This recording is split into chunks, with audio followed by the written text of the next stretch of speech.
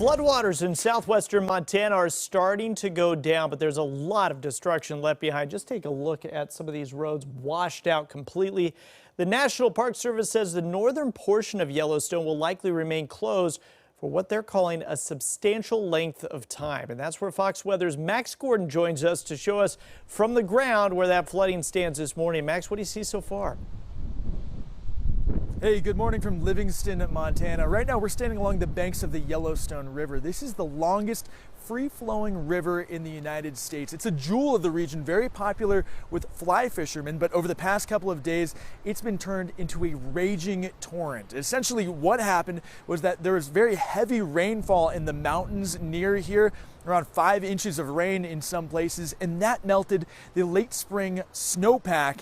And essentially what happened is it caused the flooding that we are now seeing. Very dangerous conditions on the Yellowstone. Bridges were washed out. The river overflowed its banks.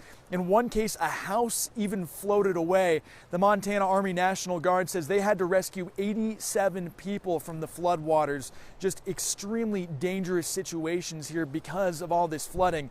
It also caused the closure and evacuation of Yellowstone National Park. The Park Service says more than 10,000 people had to be evacuated out of the park.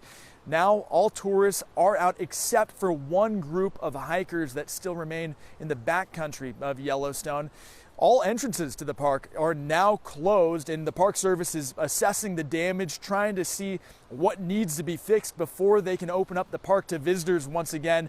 But the main issue is that Highway 89, the main entry point really to the north entrance, the main thoroughfare there to the north entrance that goes from Livingston to the north entrance of Yellowstone National Park, that's been washed away. There's been aerial assessments made of that roadway, and there's massive chunks of roadway that have either been destroyed by rock slides or destroyed by the Yellowstone River itself. So the implications of this flooding, well, it could be lasting for years to come. Right now, the National Park Service says that that north entrance is likely going to be closed for the rest of the season. Guys, back to you. Yeah, Max, the pictures are just incredible out there and devastating.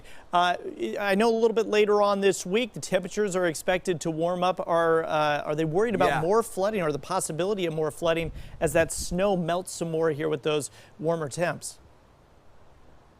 Absolutely. Temperatures are expected to get into the 90s here in southwestern Montana, and that is a big concern. There's still snow up in the mountains. They had a very late spring snowstorm come in and dump, several inches of snow, and so we could see additional flooding. Luckily, though, nothing as serious as what we've seen in the past couple of days. And you talked about those stranded hikers out there. There's still, they got most people out, but there's still that little group of stranded hikers. Do you have any idea how they are going to try to get those people out?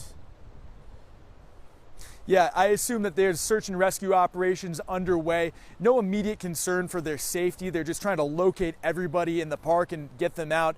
A big concern for the Park Service is that a lot of the infrastructure has been damaged by this flooding. Roads, buildings, and so they need to assess everything, make sure everything's safe for visitors before letting folks in.